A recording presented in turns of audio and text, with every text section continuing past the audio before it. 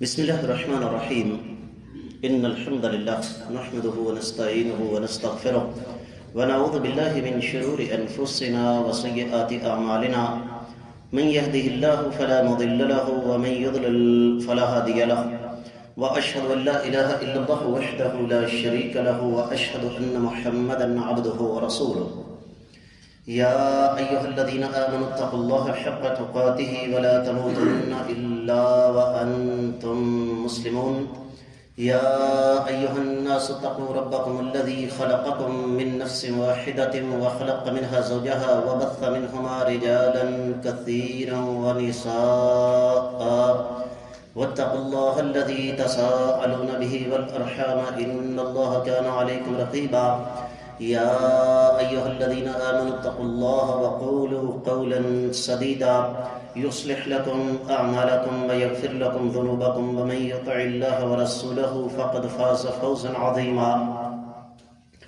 أما بعد فإن خير الحديث كتاب الله، وخير الهدي هدي محمد صلى الله عليه وسلم، وشر الأمور محدثاتها، وكل محدثة بدعة، وكل بدعة ضلالة، وكل ضلالة في النار.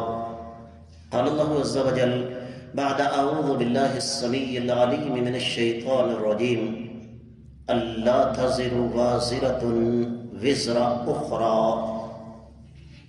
جس موضوع پر ہم آج کل بات کر رہے ہیں، میت، قبر کا عذاب، اس عذاب کے اسباب، اس کا انتخاب کرنے کی ایک خاص وجہ ہے، اور وجہ یہ ہے کہ سب سے زیادہ بدعات ہوتی ہی میت کے ساتھ ہے. یہ آپ کے نزدیک ایک نئی بات ہے. گزشتہ سبق میں ہم نے 4 اسباب پڑھے جن کی وجہ سے میت کو قبر کا عذاب ہوتا ہے. آج ہم 5ویں سبب پر بات کریں گے، اور وہ ہے میت پر نوحہ کرنا. صحیح بخاری، صحیح مسلم کی روایت ہے.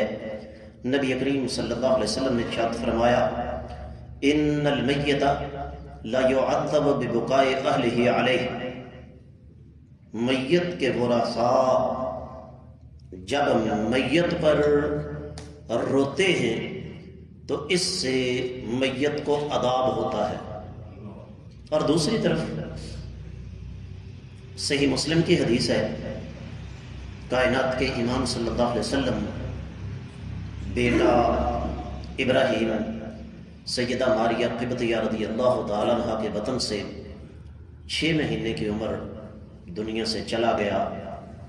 ہاتھوں پر اٹھایا، قبرستان دفن کرنے کے لیے لے جا رہے ہیں. تھوڑی دیر کے لیے ان لمحات کا تصور کیجئے. آقا علیہ الصلوۃ والسلام کی آنکھوں سے آنسو. صحابہ کرام تھے، کہنے لگے: وَأَنْتَ يَا رسول اللہ صلی اللہ علیہ وسلم. آقا، ہمارا ایمان ہے کہ ساری کائنات کے انسانوں کا صبر جمع کر لیا جائے نا تو آپ کا صبر تب بھی سب سے زیادہ ہے، لیکن آپ کی آنکھوں میں آنسو. تو نبی کریم صلی اللہ علیہ وسلم نے ارشاد فرمایا: انہا رحمت. بڑے قیمتی الفاظ ہیں. فرمایا: انہا رحمت یجعلها اللہ فی قلوب بعض عبادہ. یہ اللہ تعالیٰ کی رحمت ہے جو رب کائنات نے اپنے بعض بندوں کے دل میں رکھی ہوئی ہے. کیا یہ دونوں حدیثیں ایک دوسرے سے ٹکرا رہی ہیں؟ پچھلی حدیث میں کیا فرمایا کہ میت کے اوپر جب رویا جائے تو میت کو عذاب ہوتا ہے، اور یہاں نبی رحمت صلی اللہ علیہ وسلم کی اپنی آنکھوں سے آنسو آ رہے ہیں. ان دونوں حدیثوں میں کوئی ٹکراؤ نہیں ہے. ٹکراؤ کیوں نہیں ہے؟ اس کو سمجھنے کے لیے ایک اور حدیث سنیے. نبی رحمت صلی اللہ علیہ وسلم نے ارشاد فرمایا: ان المیت لَيُعَذَّبُ بِبَعْضِ بُكَاءِ أَهْلِهِ عَلَيْهِ، جب میت کے ورثاء ایک مخصوص انداز سے میت پر آہوزاری کرتے ہیں تو اس سے میت کو عذاب ہوتا ہے۔ کیا مطلب ہے اس بات کا؟ فطری سی بات ہے، یہ تو بیٹا تھا نا، اور اس کو دفن کرنے کے لیے لے جا رہے تھے۔ یہ ایک مستقل اور الگ موضوع ہے۔ کائنات کے امام صلی اللہ علیہ وسلم کے آنسو مستقل الگ موضوع ہے۔ آقا علیہ الصلوۃ والسلام ہمت اور حوصلے کے پہاڑ تھے، لیکن بعض مواقع پر نبی رحمت صلی اللہ علیہ وسلم کی آنکھوں سے بھی آنسو آئے ہیں۔ اس کا مطلب کیا ہوا کہ کسی کی وفات پر آنکھوں سے آنسو آ جانا، اس سے میت کو عذاب نہیں ہوتا، اور اس کے لیے پھر آپ کو ایک اور حدیث سمجھنا پڑے گی۔ آقا علیہ الصلوۃ والسلام نے ارشاد فرمایا، لیس منا من لطم الخدود وشق الجیوب ودعا بدعوى الجاہلیہ۔ یہ صحیح حدیث کے الفاظ ہیں۔ فرمایا، جس نے رخسار پیٹے، گریبان پھاڑا، زمانہ جاہلیت کی طرح آہوزاری کی، وہ ہم میں سے نہیں ہے۔ آنکھوں سے آنسو آنا، آقا علیہ الصلوۃ والسلام نے خود کیا ارشاد فرمایا کہ یہ اللہ تعالیٰ کی رحمت ہے جو برسنے سے باز نہیں آتی۔ فطری بات ہے، دل پہ چوٹ پڑے آنکھ بہتی ہے، لیکن کسی کی وفات پر اس انداز سے آہوزاری کرنا جس سے پتہ یہ چلے کہ انسان اللہ تعالیٰ کے فیصلے سے راضی نہیں۔ میں بہت سارے دوست احباب کے پاس تعزیت کے لیے جاتا ہوں، اور سب سے پہلے میں یہی کہتا ہوں کہ آپ کے پاس جب بھی کوئی تعزیت کے لیے آئے تو سب سے پہلا لفظ کون سا زبان سے نکلنا چاہیے؟ کیا مطلب ہے؟ الہ العالمین آپ کا جو بھی فیصلہ تھا ہمیں سمجھ نہیں کہ وہ حق ہمارے حق میں بہتر تھا یا نہیں، لیکن ہمارا ایمان ہے کہ آپ کا ہر فیصلہ بہترین ہوتا ہے، لہذا ہم اس فیصلے پر آپ کا شکر ادا کرتے ہیں۔ یاد رکھیے، کسی کی وفات پر آواز کے ساتھ رونا، بین کرنا، اور پھر باقاعدہ راگ لگا لگا کے رونا، ہم نے اپنی آنکھوں سے سارے مناظر دیکھے ہیں۔ میں مانتا ہوں جوان بیٹے کی لاش سامنے پڑی ہو ماں باپ پاگل ہو جاتے ہیں، لیکن اس کے باوجود ہر چیز ایک حد کے اندر رہتی ہے نا۔ ہم نے نام نہیں میں لیتا، ایک بزرگ فوت ہو گئے، ان کی بیٹیاں تھیں، بیٹا کوئی نہیں تھا۔ اس پر بھی انشاءاللہ بعد میں بات کریں گے، خواتین کا قبرستان جانا کیسا ہے۔ اب ان کی بیٹی کم از کم 400 سے 500 آدمی وہاں موجود ہے، قبر کے اندر لیٹ گئی ہے۔ میرے اتنے مٹی پا دیو، میں اپنے پیو نو کلیاں نہیں جان دینا۔ یہ کیا ہے؟ دعا بدعوی الجاہلیہ، بال کھول دیے، گریبان پھاڑ دیا، بے پردگی ہو گئی، اور پھر سلسلہ اس قسم کا ہے کہ تجربے میں یہ باتیں موجود ہیں۔ کیوں جی؟ اچھی خاصی خواتین آئیں گی، گھر میں داخل ہوتے ہی جناب وہ گھوڑیاں گانا شروع کریں گی۔ ہونا کیا چاہیے؟ ہم کسی کی وفات پر گئے ہیں، جانا چاہیے، میت کے ورثاء کو تسلی دیں۔ میں جب بھی کسی مرد سے جا کر تعزیت کرتا ہوں وفات پر، ایون کے جنازے سے پہلے بھی، تو میرا سب سے پہلا لفظ کیا ہوتا ہے؟ میں کہتا ہوں یہ وقت ہے اپنے آپ کو تھامنے کا، اپنے آپ کو سنبھالو۔ اور ایک بہت بڑا نفسیاتی نقطہ میں آپ کو بتانا چاہتا ہوں، وہ جی سانو تو ہوش ہی نہیں سی ہے اس ٹائم۔ اور میرے بھائی یہ وقت ہوتا ہے ہوش میں رہنے کا۔ کس کو اطلاع ملی ہے، کس کو اطلاع نہیں ملی؟ کوئی قبر کھدوانے گیا، جنازے کا وقت کون سا رکھا جائے، جنازہ کون پڑھائے گا، غسل کون دے گا، کفن کیسے پہنانا ہے، یہ سارے کے سارے کام دائیں بائیں کے لوگوں کے نہیں ہیں۔ جتنی تکلیف، جتنا درد اپنے پیارے کا مجھے اور آپ کو ہو سکتا ہے اتنا کسی اور کو ممکن ہے نہیں نا۔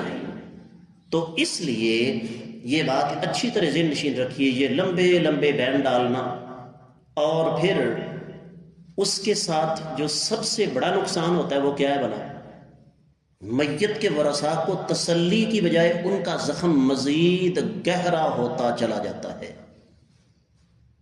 اور اس حوالے سے نبی کریم صلی اللہ علیہ وسلم کے صحابی جلیل سیدنا جریر بن عبداللہ رضی اللہ تعالیٰ عنہ کی بات سن لیجئے۔ فرماتے ہیں كنا نعد الاجتماع الى اہل المیت وصنیۃ الطعام بعد موته من النیاحہ۔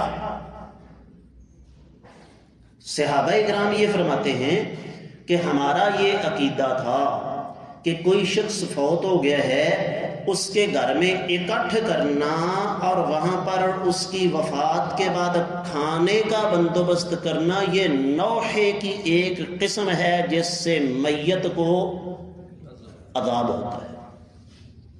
یہ جو ہم پھوڑی ڈالتے ہیں نا، میں ایک بار پھر آپ کو بتا دوں، یہ بڑی اجنبی باتیں ہیں، آپ کو نئی باتیں ملیں گی۔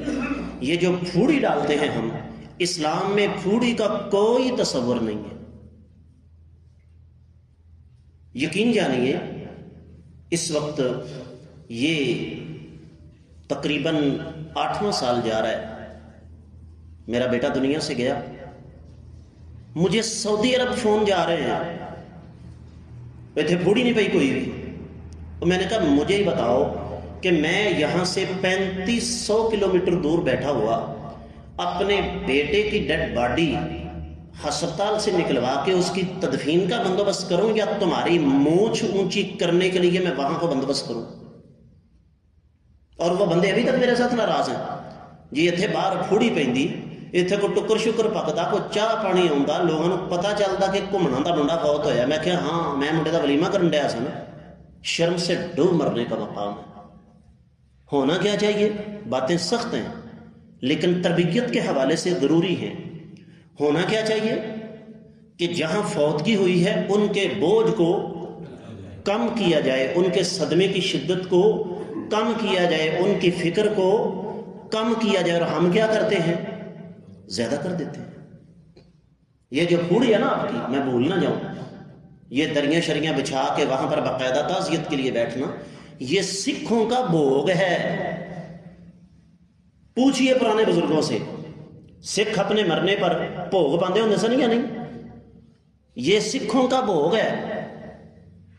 اس پر بھی انشاءاللہ بعد میں بات آئے گی کہ کسی کے پاس تعزیت کے لیے جانا تو اس کے آداب کیا ہیں، اس کا شرعی طریقہ کار کیا ہے، اس بارے میں آقا علیہ الصلوۃ والسلام کی تعلیمات کیا ہے۔ اور یہی وجہ ہے کہ امام شافعی رحمۃ اللہ علیہ نے بڑی پیاری بات کی، فرماتے ہیں الاجتماع لأہل المیت یجدد الحزن ویکلف المؤنہ کہ جب آپ 10 12 15 لوگ اکٹھے ہو کر میت والوں کے گھر جاتے ہیں نا، اس سے ان کا زخم تازہ ہو جاتا ہے۔ ابھی عید آئے گی نا، لائنیں لگ جانی ہیں۔ اور اللہ کے بندو، عید غم کا موقع نہیں بلکہ اور ہم جن کے ہاں تازہ تازہ فوتگی ہوئی ہو، جا کر بجائے اس کے کہ ان کا غم تقسیم کریں، ہم ان کے غم میں اضافہ کر دیتے ہیں۔ اب یہاں پر ایک اور چیز آ جاتی ہے، اور وہ یہ کہ بھائی میت کا تو کوئی قصور نہیں، اس کو عذاب کیوں ہوتا ہے؟ بات قابل غور ہے۔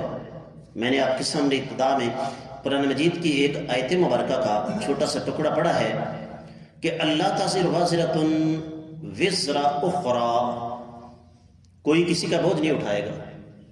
اب روئیں، بین کریں، آہوزاری کریں میت کے ورثاء، اور عذاب کس کو ہو بھائی؟ میت کو، یہ تو زیادتی ہے۔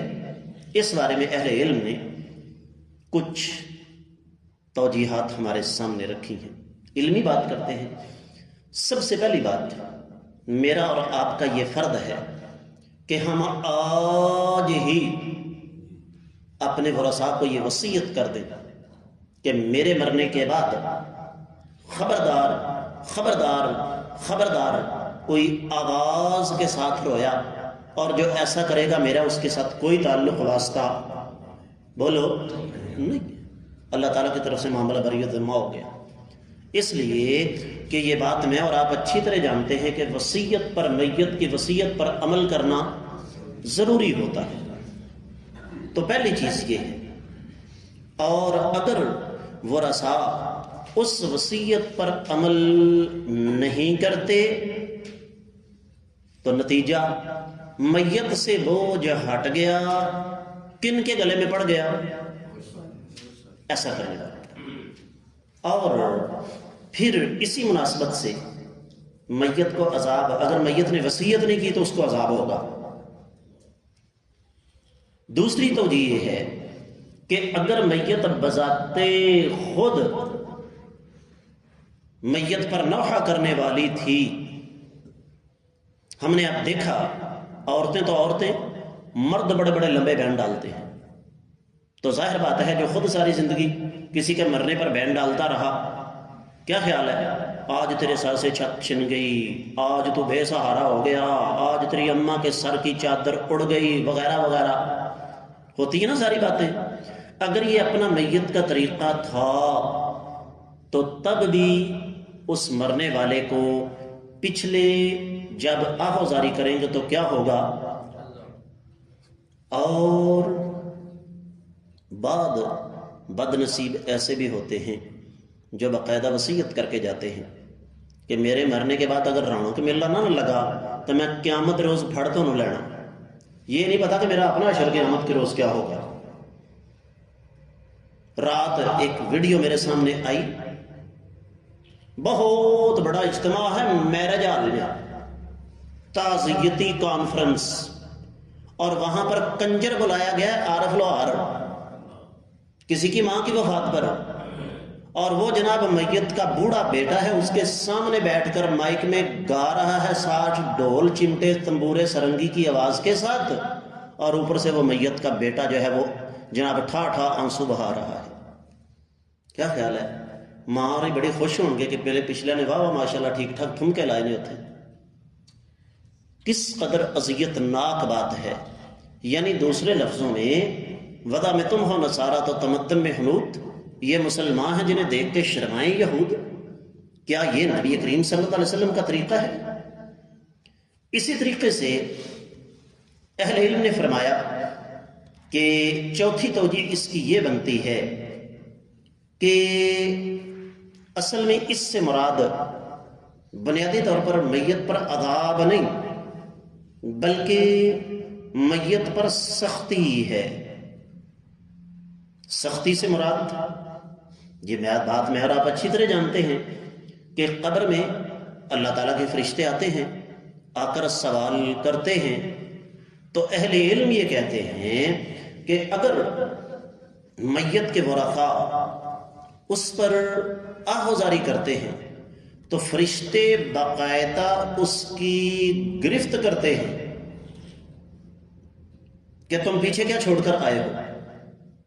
اس سے ایک اور بڑا اہم پہلو نکلتا ہے، شرعی طور پر ہمارے سامنے ایک بڑا پیارا پہلو آتا ہے، اور وہ یہ کہ یا ایھا الذین آمنوا قوا انفسکم واہلیکم نارا، اے ایمان والو اپنے آپ کو اور اپنے اہل و عیال کو جہنم کی آگ سے بچاؤ۔ اچھا ٹکر کھلا دینا، اچھے کپڑے پہنا دینا، اچھا مکان بنا دینا، اچھی گاڑی لے کر دے دینا، کھلا ڈلا پیسہ دے دینا، یہ اہل و عیال کی تربیت نہیں ہے۔ بچے پالنا کوئی مشکل کام نہیں، اصل چیز ان کی تربیت ہے، اور ہمیں اپنے بچوں کی اس نہج پر تربیت کرنی چاہیے کہ ان کو پتہ چلے کہ خوشی کے موقع پر بھی اپے سے باہر نہیں ہونا، اور جب کوئی صدمہ آئے تو تب بھی اپنے آپ پر قابو رکھنا ہے، اللہ نے چاہا تو اس موضوع کو لے کر مزید ہم کل آگے بڑھیں گے۔ اللہ تعالی ہمیں سمجھ کر عمل کرنے کی توفیق عطا فرمائے۔